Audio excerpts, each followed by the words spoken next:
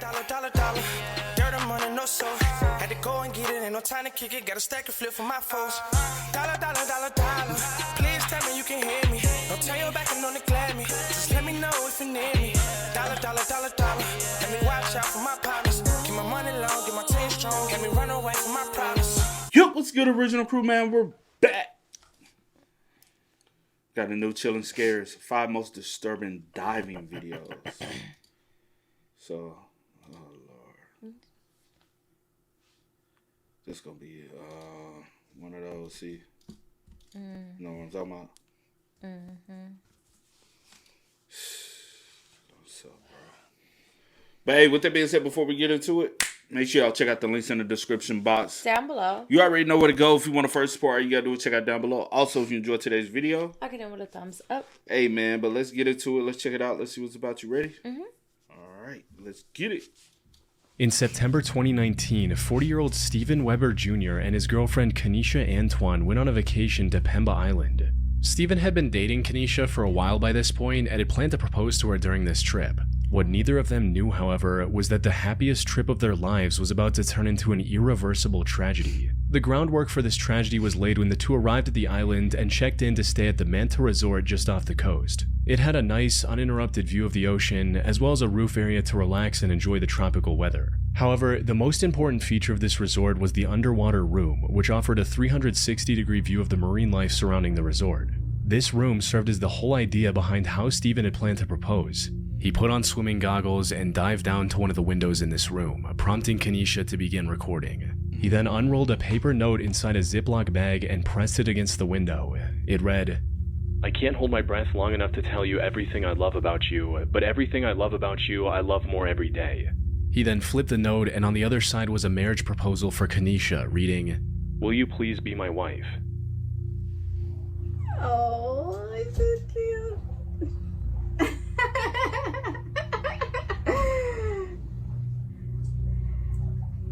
What?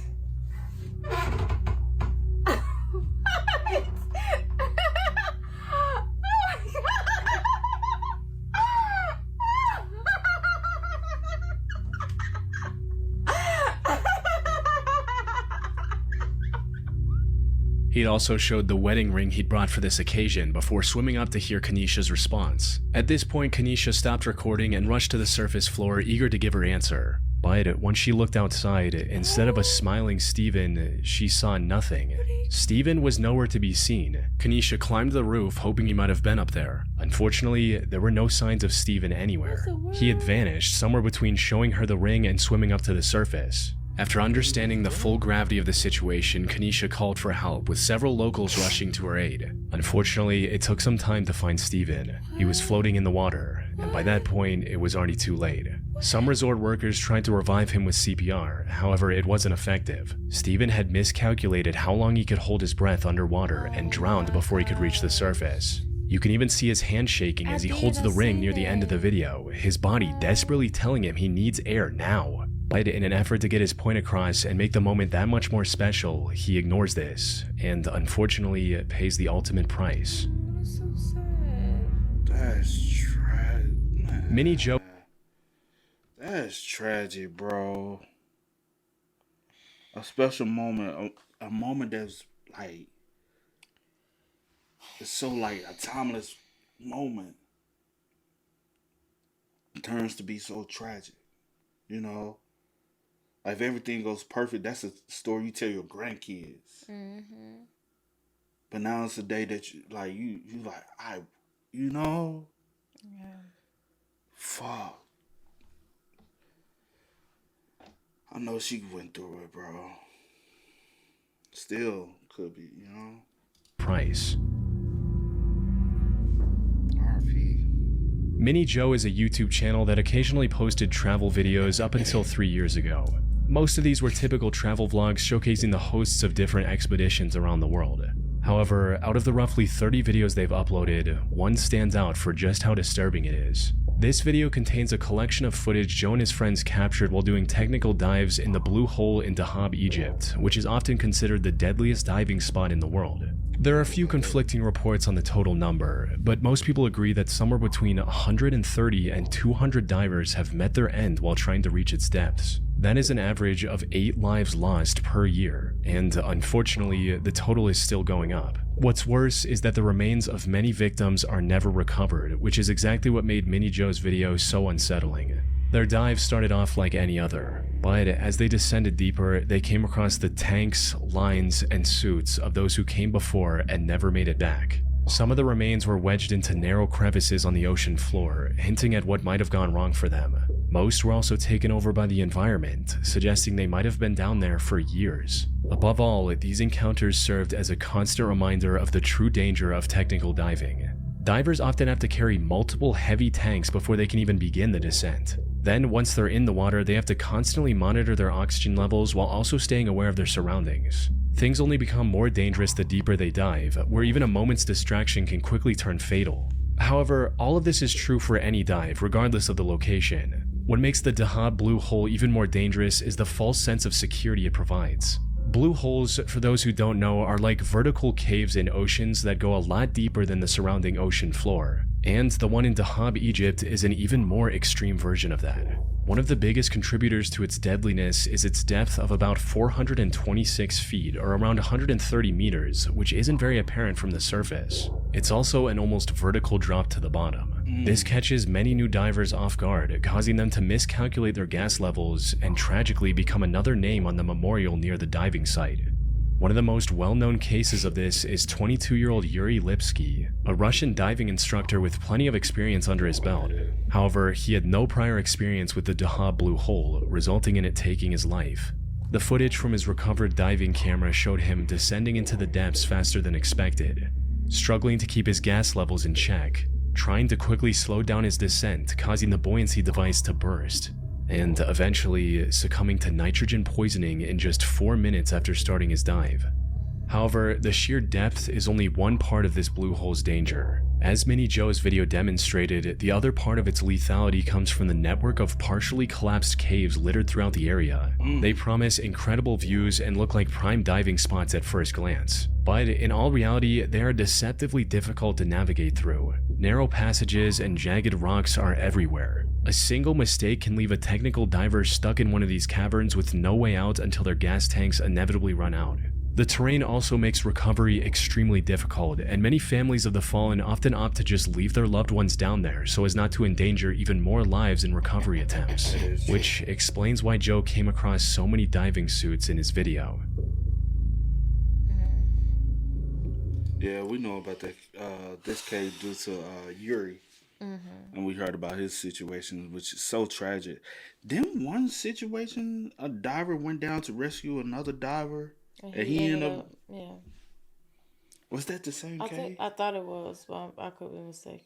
Cause that's the reason why I'm bringing that up. Cause I was like, is this the same one?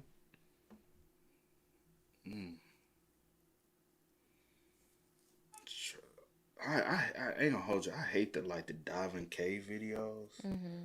I don't know. I'm not claustrophobic. You claustrophobic though, right? I swear, every time we in a tight space, you don't think so? I mean, a little bit, but the only time I really get like that is if I'm like in between two 18-wheelers. Like don't let it be two and then one. Like I'm just like, oh my gosh, like move out the way, please, so I can go past you.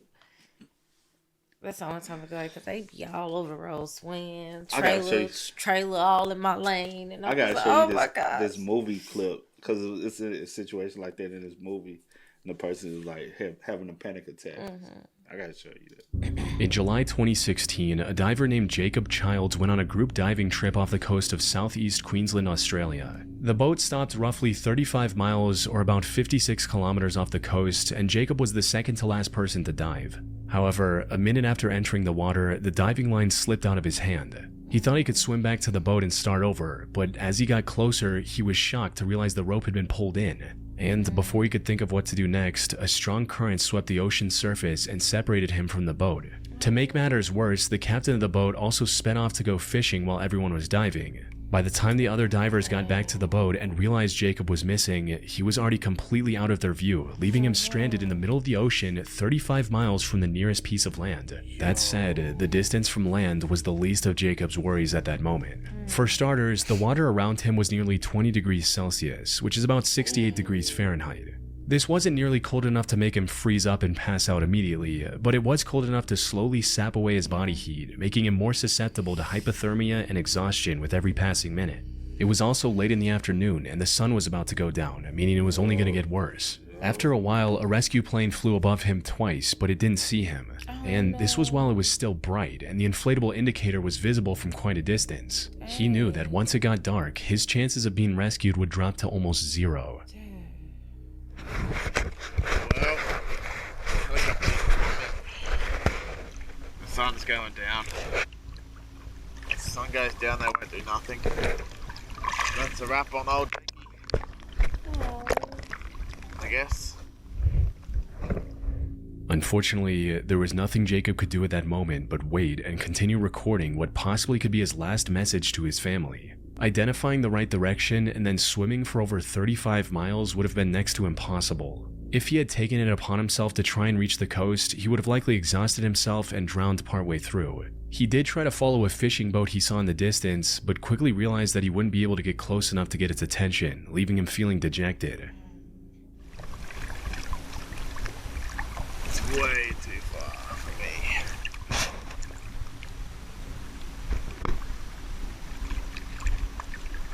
It'd be like 15, 16 meters now.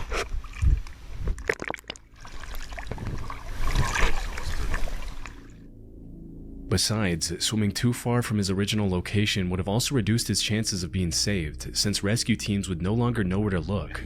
As the sky got darker and the rescue plane failed to spot him multiple times, the frustration was beginning to set in.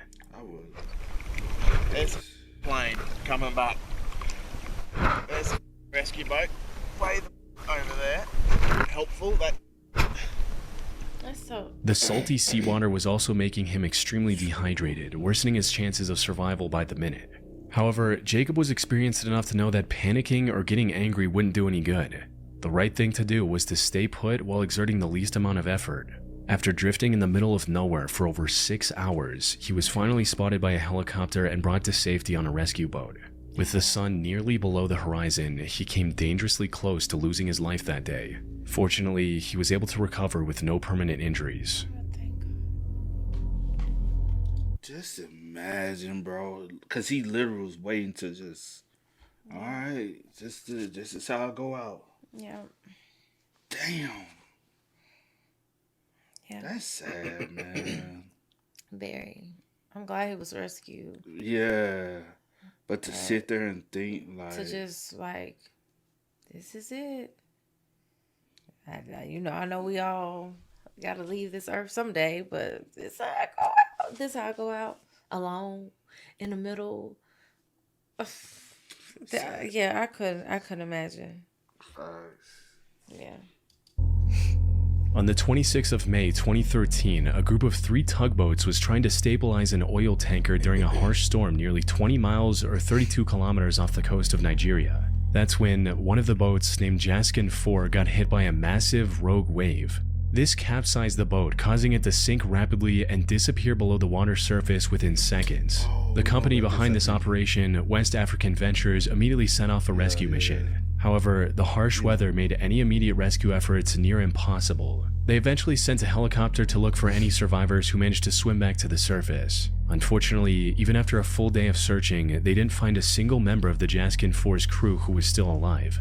This left the company with no choice but to presume the crew deceased and begin a body recovery diving mission instead. The task of retrieving their remains was handed down to 6 saturation divers who were laying underwater oil pipes nearby. The only reason they were chosen for the task was because they were the closest to the site of the incident. Still, it took them around a day to reach the site and begin looking for Jaskin 4. The harsh waves had shifted its position significantly from where it capsized, causing even more time loss before the retrieval mission could begin.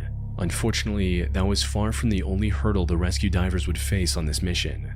Once they located the Jaskin 4 and dove down to it, they discovered that the boat had turned upside down. It was now resting on its primary mast, which could collapse at any time. Due to significant pirate activity in that area, all of the Jaskin 4's entrances were also locked shut, forcing the divers to use specialized underwater torches just to gain access. Sadly, their assumption turned out to be correct. By the afternoon of the 28th of May, 2 days after Jaskin 4 had sunk, the rescue team managed to recover the remains of 4 crew members, though 2 were still missing. But just as all hope seemed lost, one of the divers, named Tony Walker, made an incredible discovery. For some context, Tony was being instructed on what to do by his supervisor Colby Veretz from the surface. Tony was also inhaling a gas mixture which was partially helium, making his voice higher. While looking around the upside-down boat, he came across what looked like a human hand. He assumed it belonged to yet another fallen crew member, but to his surprise, the hand moved and grabbed him back. Oh. All right, so you should be walking on the ceiling, yeah? Okay. What's that? Okay. All right, you found one, yeah? He's alive. He's alive. Okay, keep him there. All right. Just. All right. Just hold him there, okay? Just keep him there. Watch him come up. No, I don't know what we're gonna do. All right, just keep him there and keep him calm, okay? All right, just reassure him, pat him on the shoulder. Okay. Yes, I remember this. This was 29-year-old Harrison O'Kenny, Jaskin 4's resident cook. After over 60 hours underwater, Harrison was somehow still alive. He also seemed quite aware of everything that was going on around him and remained calm to help the rescuers do their job. Apparently, Harrison was in the bathroom when the boat capsized. He tried to rush to the emergency latch, but water rushed in and trapped the crew inside.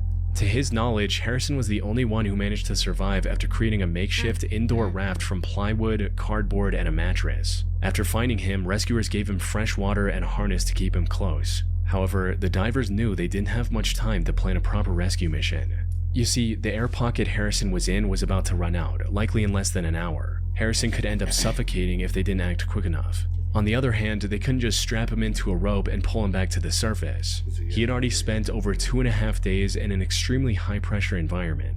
Taking him to the surface too quickly could have caused decompression sickness, which in extreme cases can also be lethal. Fortunately, due to their job of installing underwater oil pipes, the divers were uniquely equipped to deal with these exact issues. More specifically, they had a pressurized diving bell attached to the vessel, which they put Harrison in after consulting a doctor. Had this been a standard diving crew with regular scuba gear, they wouldn't have had anything to keep Harrison alive. Once back on the surface, he also had to spend some more time in a decompression chamber to avoid decompression sickness, and was fairly okay after that. However, while he recovered physically, the mental trauma of being trapped in an upside-down boat on the ocean floor for over 2 days with no idea if anyone was coming to save him left him with PTSD, something he is still recovering from to this day. Yeah, I remember that case. I think Ballin did that one. Yeah. But that's why I was like, watch when Once I seen his face, I was like, oh yeah, I remember. That's why I was saying, told you, I said, wait till you come up, because I know you will remember then. But because this case always sits with me, and I'm just like, that is so like terrifying, to say the least. And not only he's dealing with PTSD, he's also dealing with survivor's remorse, because he's like, I'm the only one to survive, you know. That's sad. On December 13, 2013, YouTuber Kodiak Thunder uploaded a video showing a near-death experience he had while diving. Unlike many other divers, Kodiak's motive wasn't to just dive as deep as he could or reach some underwater landmark. Instead, his diving sessions were more about catching fish and crustaceans by hand or with a spear gun. But while chasing a lobster, he swam too far into an underwater cave. He managed to catch the lobster he was after, but when he turned around, he had no idea how to get out.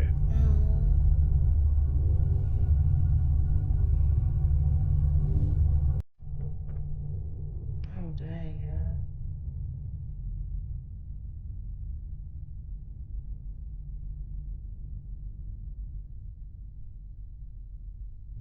They had lobsters in there too.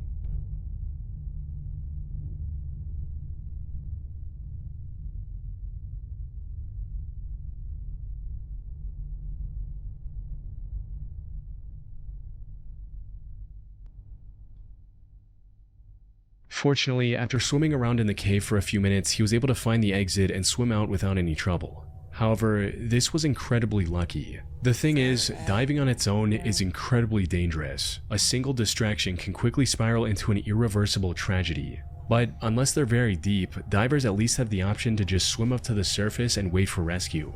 Though, not with cave diving. One of the primary hazards in a cave is the environment itself. Unlike the open ocean, many underwater caves have floors covered in extremely fine silt. A poorly controlled fin kick, or even the exhaust bubbles from a regulator hitting the ceiling can dislodge this sediment. This creates a silt out, a condition where the water's visibility drops to absolute zero instantly. Divers' high-powered lights become useless, and in some extreme cases, the diver can't even see their own hands, let alone their surroundings. This also makes them unable to see their gauges or the guidelines. In short, they no longer know where they're going, where they're supposed to go, or whether they're getting the right gas mixture. At best, they can keep swimming and hope the cave is straight enough to eventually lead them away from the murky water. But if they can't monitor their gases, nitrogen poisoning can become a serious problem. It impairs both their cognitive and motor function, leaving them to take their final breaths in the cave unless someone is there to rescue them. Even then, rescue isn't always an option. Many underwater caves are extremely narrow, and with tanks and other essential gear, navigating these tight spaces becomes even harder. In most cases, there isn't even enough room to turn around, so if one diver passes out, the others can get trapped behind them and lose their lives there as well. One of the most well-known cases of this exact scenario happened on February 6, 2014, when a team of 5 Finnish cavers visited Norway to go cave diving through Plura Cave. All 5 of them were veteran cave divers and knew exactly what they were doing. They even had mapped out the exact route they planned to follow. However, as they were crossing the narrowest section of the cave, the cylinder of one of the divers got stuck, preventing him from moving forward and blocking the others behind him. The chaos of the situation resulted in 2 of the divers panicking, failing to monitor their gauges, and passing away within minutes. The other 3 barely made it out alive as well. One had to squeeze past the stuck diver by removing his gear and swimming the rest of the way, gasping for air from tiny pockets along the ceiling. The remaining 2 had to turn back and exit through the original entrance with almost no air left in their tanks. The fact that any of them made it out alive was nothing short of a miracle, highlighting the true horror of underwater cave diving. Because when things go even slightly wrong during a cave dive, even the most experienced and well-prepared divers can struggle to survive. That's so sad. The cave diving videos just always gets to me, man. Some of the most tragic videos. Facts. Especially like knowing the outcome, you know? Just tragic, man. Facts. But hey, y'all spam us up in the comments, man. Y'all let us know y'all thoughts about it for us in the comments down below. But until next time, y'all know how it go, man. I do go by the name DJ New Kid. This is Sierra Nicole. We are. Kid and We are. No time to kick it, got a stack of flip for my foes. Dollar, dollar, dollar, dollar. Please tell me you can hear me. Don't turn your back and on the glass.